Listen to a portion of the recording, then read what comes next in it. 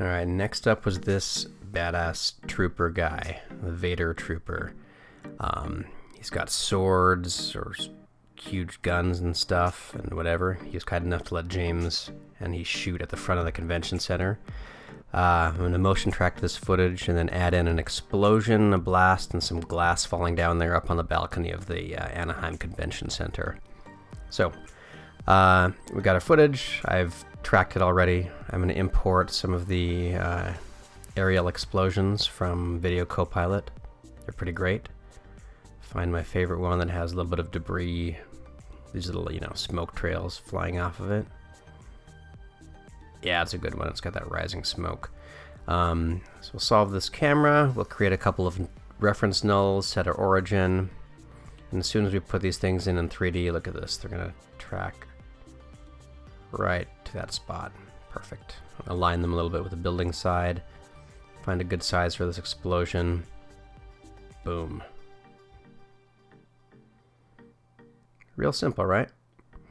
I'm going to do a couple tricks with the blending modes on these. I'm going to change one version to add and one to normal, and then I'm going to set some keyframes so it starts off as an additive effect, and then as it gets a little bit farther in, that smoke becomes more opaque.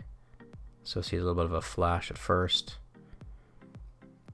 I'm also going to do a laser blast that goes from this guy's cannon all the way up to meeting right there. Should be really easy. I'll just set the start and end point to fit right between the gun and way back there. Because I want to imply some distance here, I'm doing a really thick starting thickness and a really thin ending thickness on this blaster and giving it a little bit of travel time. Boom, pop. I feel like that's kind of movie laser speed. Alright, housekeeping. Let's import some glass from Action Essentials 2. Look at all this stuff. Alright, same thing. Put these in 3D space. They're going to match right up. I'm going to solo these for just a moment so you can kind of see when they fall.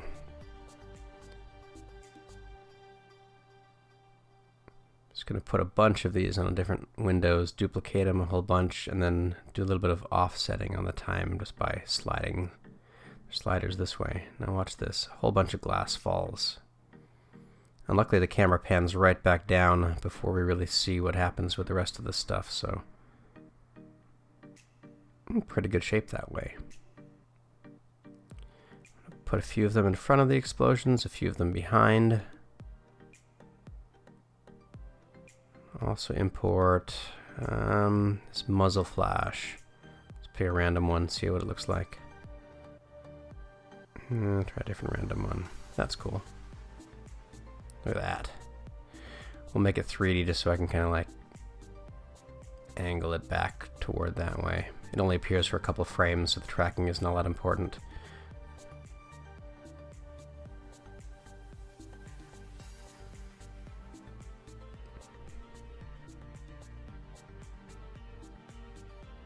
Mask off the front of this gun.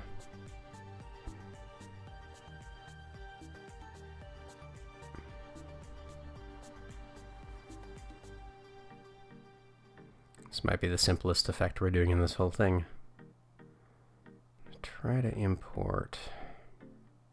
I think we've got some cool, yeah, here we go. Smoky effects. If I use a little bit of that to go right behind the gun, it'll be great. Using a duplicate of the footage, doing a quick roto brush of just the gun shape.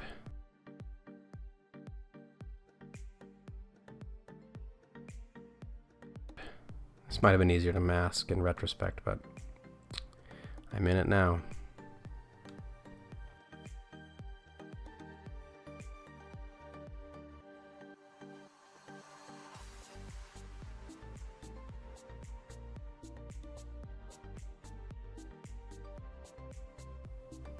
Close enough.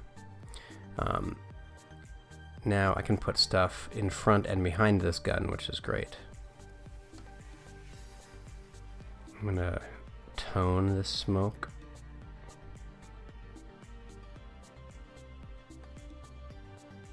Also adjust its time remapping, so when it bursts, it gives this cool, quick, flamey, sci-fi burst of energy. And just feather off that whole layer itself right after he shoots. It's a little bit much still, but we'll play with that. Yeah. And a circular ripple. There's a much better tutorial for this kind of stuff on Video Copilot. It's called Sci-Fi Weapons or something like that. It's actually so much better than this that you should jump over there and watch that one.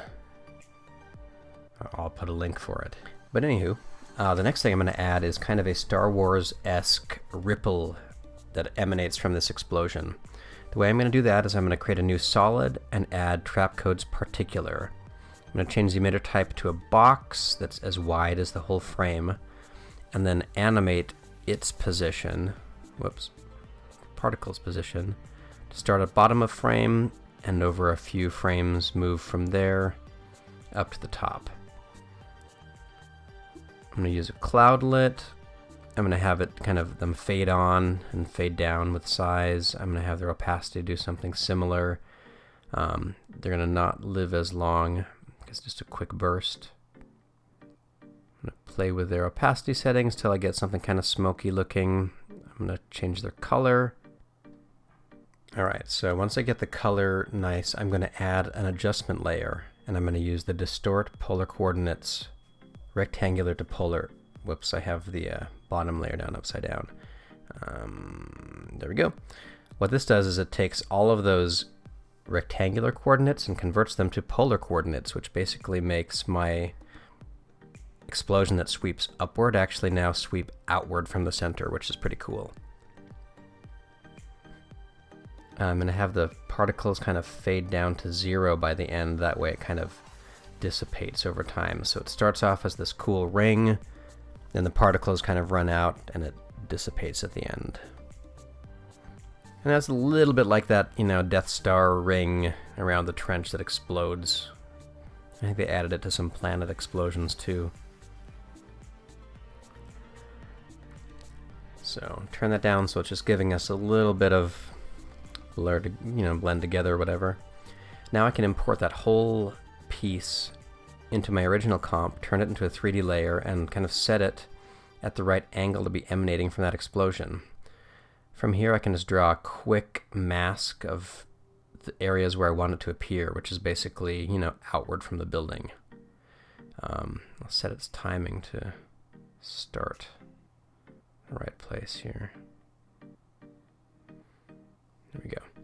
So if I'm going to wait, pull it down a little bit, so now that ring emits right. Let's play it through. Look at that.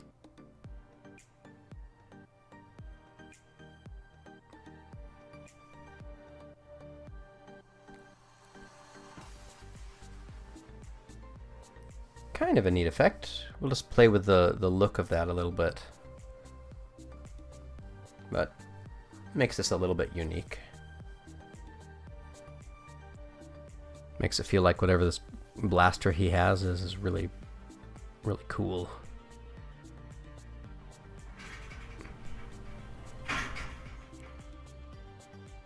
That's just someone breaking into our house, don't worry about it.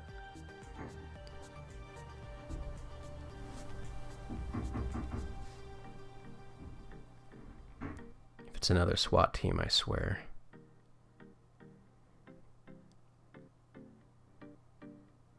Some angle adjustments here.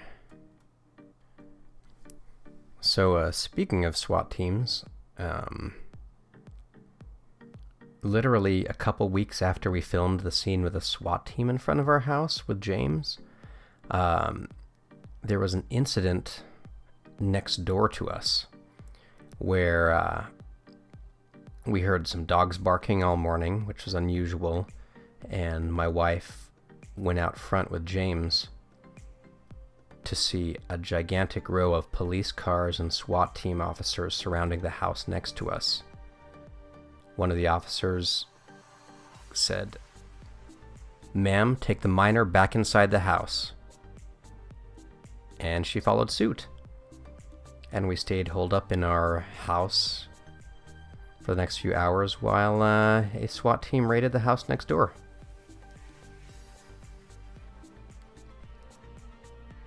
But back to these visual effects. I'm created a 3D plane here to help me mask off parts of this building so the explosion ring can kind of go back behind it there. Not a big deal.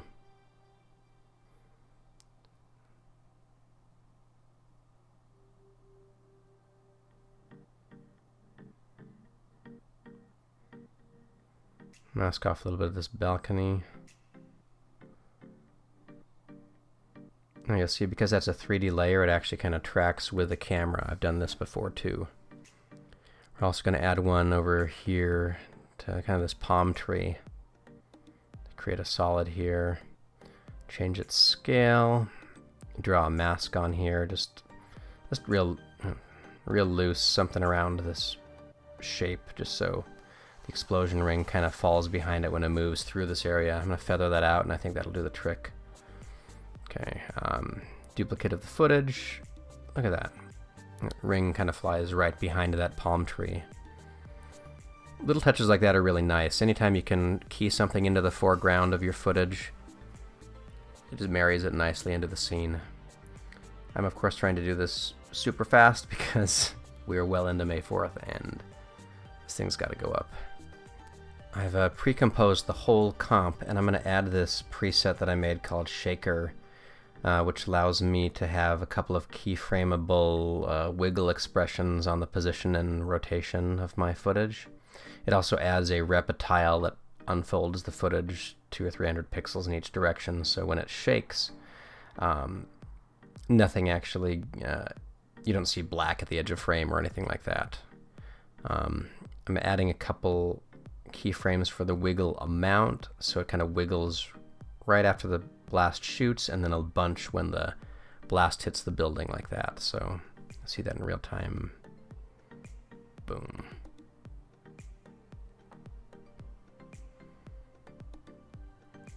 Feeling pretty pleased about this stuff. I'm gonna add in a few more just nice aesthetic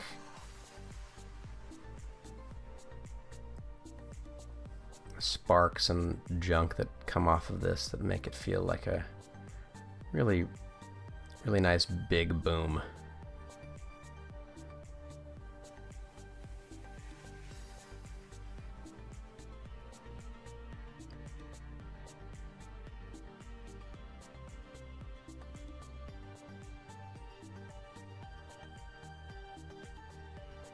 Play with the glass. Put some of them way out on the edge here so you see a little bit more of that stuff fall.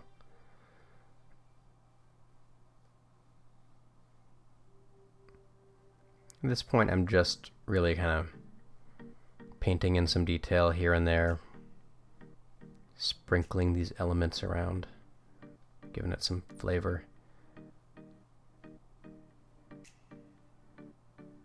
Neat.